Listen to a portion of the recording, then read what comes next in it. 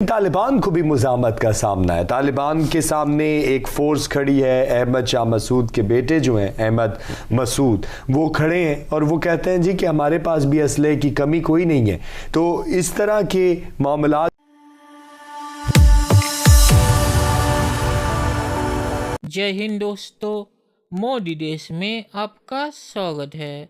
दोस्तों, आज पाक मीडिया अफ़गानिस्तान के बारे में बात कर रहा है।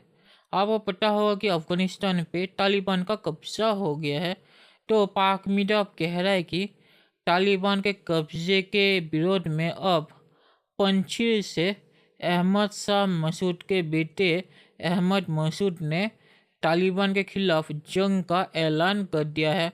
तो तालिबान को अब मुसीबत का सामना करना पड़ेगा, क्योंकि पंजशीर से ही तालिबान के लिए सबसे बड़ी मुसीबत आती है और तालिबान अब तक पंजशीर पे कब्जा नहीं कर पाया इसी वजह से।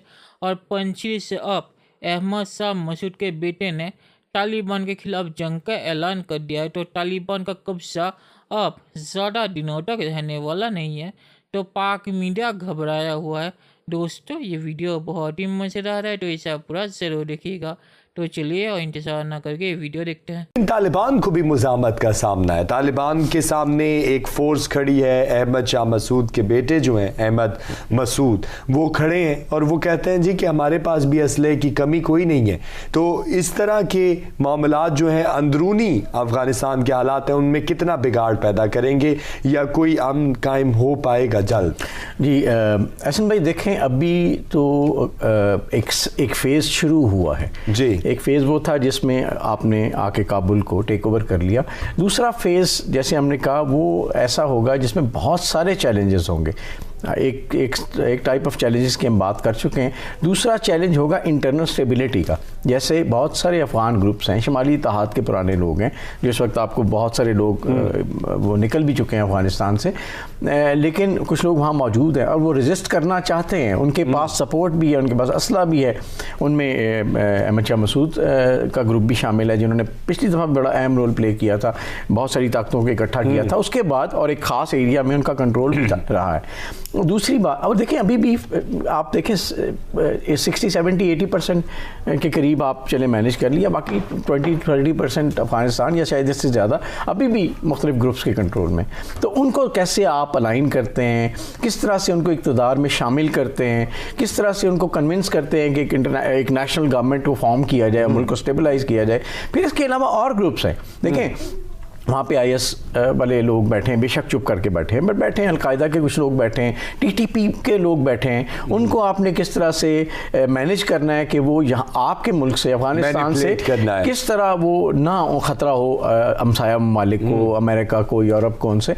तो ये बहुत सारे चैलेंजेस हैं और मेरा ख्याल है अगर इनको अगर कहीं भी कोई इंटरनली, जैसे देखें ना 1/3 आबादी के बारे में कहा जाता है कि अगले चंद हफ्तों में वो बड़ी भूख का शिकार हो सकते हैं, ठीक है ना। तो इस तरह अगर यहाँ पे थोड़ी सी कि मामलात इकोनॉमिक सतह पे ऐसे आए, लोगों के आम आदमी की ज़िंदगी पे बहुत ज़्यादा बोझ पड़ा, तो ऐसे मौके पैदा हो सकते हैं कि इस तरह के ग्रुप्स को मौका मिले और वो कोई ना कोई गड़बड़ करें और उसके साथ इंटरनेशनल कम्युनिटी भी बहुत ज़्यादा क्रिटिसाइज़ करे। अभी स्टेट बैंक तो खाली पड़ा है, वहाँ पे इनकी सारा जो पैसा है वो तो अमेरिका के बैंक पे पड़ा हुआ है। सही, अमेरिका ने तो फ्रीज भी कर लिया 10 बिलियन, वो भी उसे मंजूर कर चुके हैं। तो ये अब ऐसी सूरत हाल है जिसको अब मुख्तलिफ अंदाज में देखना पड़ेगा तालिबान गवर्नमेंट को भी।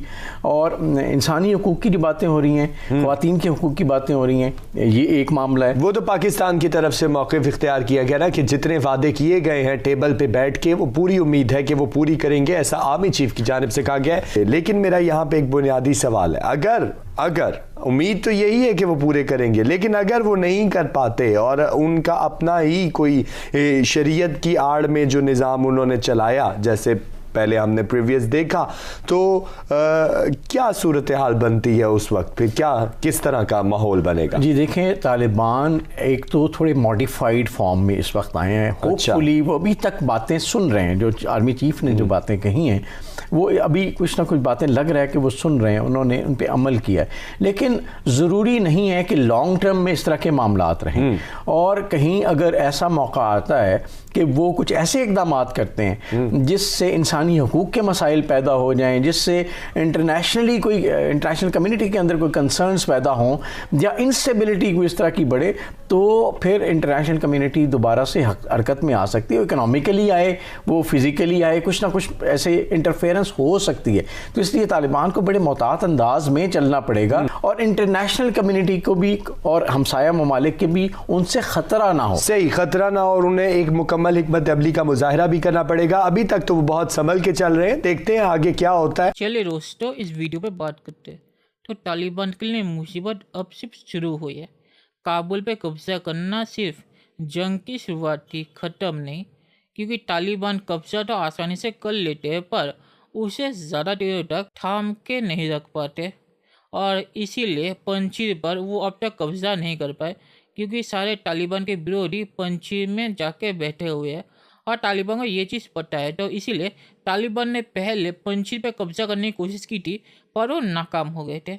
और अहमद शाह मसूद के बेटे ने अब तालिबान के खिलाफ जंग का ऐलान कर दिया है। तो तालिबान के लिए मुसीबत अब शुरू हुई है और तालिबान अब ज़्यादा दिनों तक काबुल पे कब्जा नहीं कर पाएंगे अगर तालिबान ने अहमद शाह मसूद से कोई नेगोशिएट नहीं की, वरना पंजीर से तालिबान का खात्मा शुरू होगा।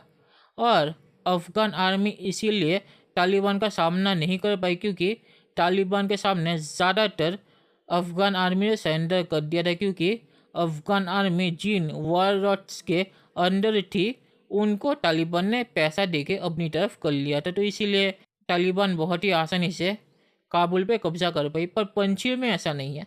पंजीर में तालिबान पैसा देके वहाँ पे किसी को भी सरेंडर करने पर मजबूर नहीं कर पाएगी। तो इसीलिए मैंने कहा कि तालिबान की अंत की शुरुआत हुई है, और ये शुरुआत पिछली बार की तरह पंजीर से ही शुरू हुई है। और तालिबान के साथ ज़्यादातर जो लोग हैं वो मर्सिनरीज है, मतलब कि वो पैसों के लिए काम करते हैं, उनकी कोई लॉयल्टी नहीं है। और ये चीज़ तालिबान के लिए बहुत ही बड़ी मुसीबत है, क्योंकि अमेरिका ने तालिबान के सारे पैसे बंद कर दिए। तो ये लोग जो तालिबान के साथ है, ये ज़्यादा दिनों तक साथ नहीं रहेंगे, क्योंकि तालिबान के पास पैसा नहीं है।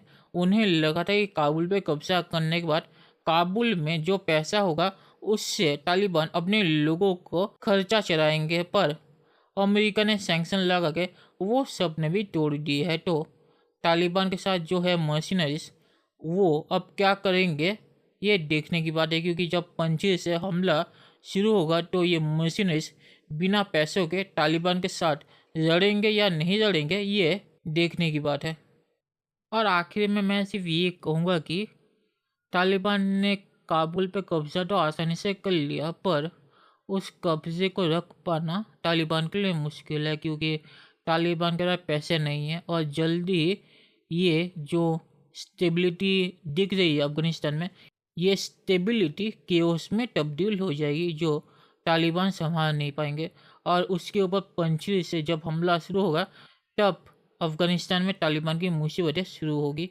तो चलिए देखते हैं कि फ्यूचर में क्या होता है। दोस्तों, ये वीडियो देखने के लिए बहुत बहुत शुक्रिया, और हमारे चैनल को सब्सक्राइब करना मत भूलिएगा। Thank you very much.